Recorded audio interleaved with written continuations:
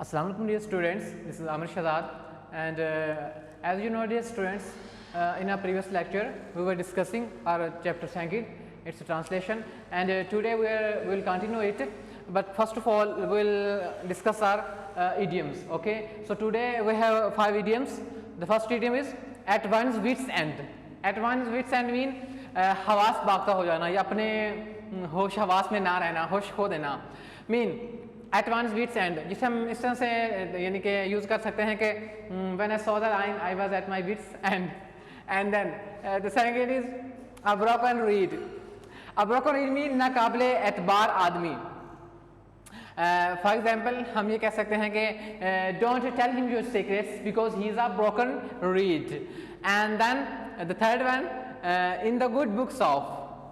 Okay, in the good books of इसका मतलब होता है कि मंजूर नज़र होना. ओके, तो इसको हम अपने सेंटेंस में ऐसे यूज़ कर सकते हैं कि he is in the good books of his officer, of his boss because of his oily tongue. Okay, next a wet blanket. Wet blanket कहते हैं भी हौसला करने वाला. ठीक है, इसको फॉर एग्जांपल हम कहते हैं कि we should encourage others, we shouldn't be a wet blanket. And then last kith and kin. Kith and kin कहते हैं रिश्तेदार को. ठीक है, जिनके साथ आपका कोई ब्लड रिलेशन हो.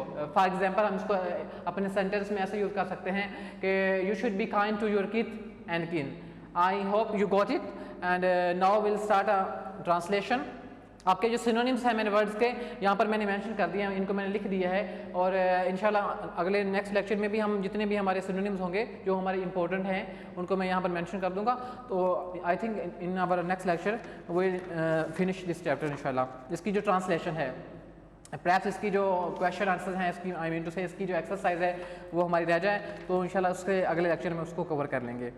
Okay, using the scientific method हमारा सेकंड चैप्टर जो है इसमें हम स्टार्ट करेंगे आज बेटर सैनिटरी कंडीशन. ये हमारे पास जो पैसेज नंबर 3 बनता है यानी बेटर सैनिटरी कंडीशन से. Okay, will start. It is difficult to manage, sorry it is difficult to imagine. Imagine mean conceive, perceive जिसे हम कह सकते हैं.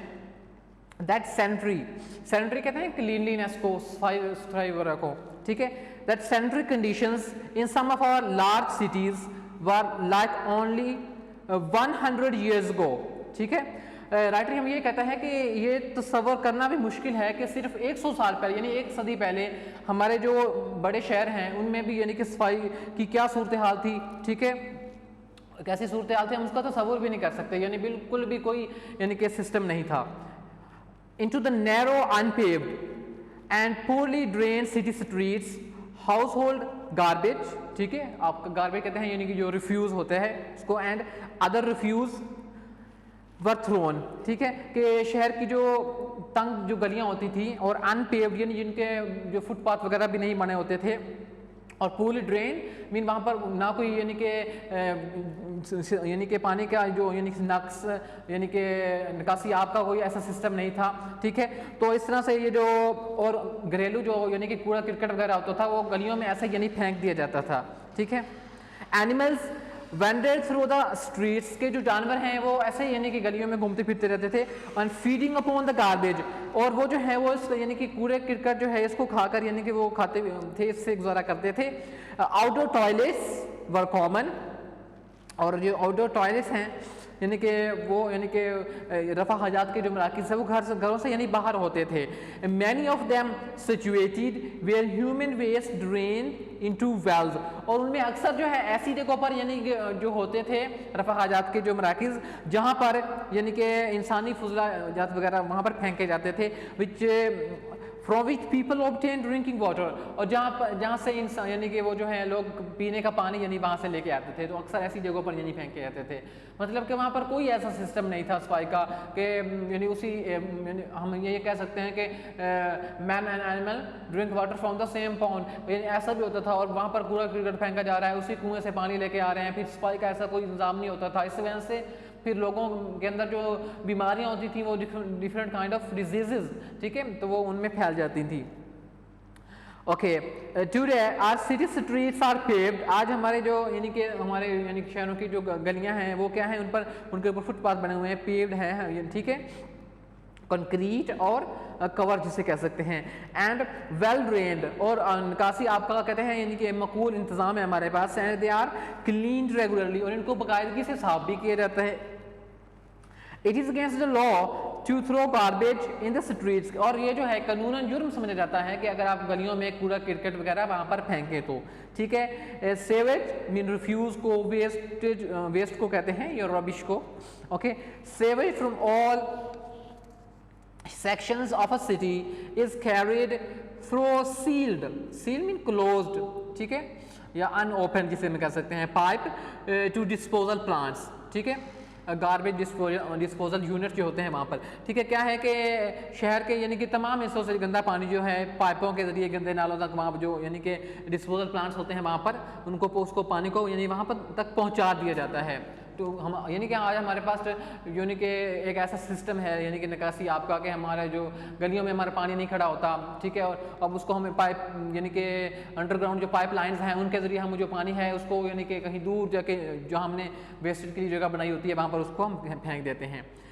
So the use of the scientific method, it has been demonstrated, established जिसे हम कह सकते हैं, prove that unsanitary, unclean conditions cause the spread of diseases like typhoid fever, cholera and dysentery, okay। dysentery कहते हैं severe diarrhea, ठीक है, इससे यानी कि इसके साथ यानी कि with loss of blood, और इस किस्म की ये जो एक यानी कि डिजीज़ है, ठीक है। क्या है कि साइंटिफिक तरीक़ाकार से, ठीक है, हमें इसने ये वाज़े किया है कि सफाई का जो नाकस इंतज़ाम था उसकी वजह से क्या क्या यानी कि बीमारियां फैल जाती थी, जैसे टाइफाइड है, कोलरा है, डिसेंट्री है, okay. Today most city governments have departments of sanitation, okay, sanitation mean cleaning, okay, cleanliness, which keep the cities clean, and thereby as a result prevent, restrict, hinder जिसे कहते हैं the spread of certain diseases। कहते हैं आज अक्सर शहरों में यानी कि इंतज़ाम वो जो अक्सर जो शहर हैं उनमें वहाँ पर इंतज़ामी इदारे होते हैं। फॉर एग्जांपल जैसे हमारे पास ये बल्दिया है, बल्दिया के ज़िम्मे यानी कि सारे जो शहर होता है उसकी सफाई का जो है यानी कि ज़िम्मेदारी होती है, ठीक है। उनके यानी कि हर शहर कहते हैं यानी कि इंतज़ामी इदारे जो हैं अक्सर शहरों में सफाई के अलग इदारे कहते हैं रखते हैं, ठीक है, जो क्या करते हैं जिनका काम क्या होता है शहरों को यानी कि साफ़ सुथरा रखते हैं, और उससे क्या करते हैं हम इसकी वजह से हम बीमारियों से यानी कि महफूज रहते हैं, और उसकी prevent the spread of disease, इससे जो बीमारियां जो हैं वो फैलने से रुक जाती हैं, और यानी कि बीमारियों को फैलने से रोकते हैं।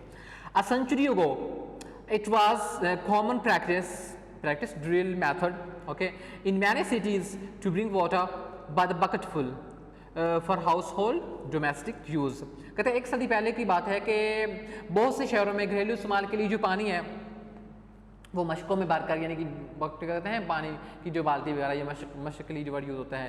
पुराने ज़माने में यानी कि जो पानी है वो कुओं से इस तरह से यानी कि लाया जाता था कि जो मशकें होती थी चमड़े का बना हुआ एक थैला सा होता था, उसको ऐसे यानी कि डालकर अपने गले में और वहाँ उसको पानी का भरकर पीछे डाल लेती थी, औरतें भी उठाती थी और मर्द भी उठा लेते थे उसको इस तरह से, ओके।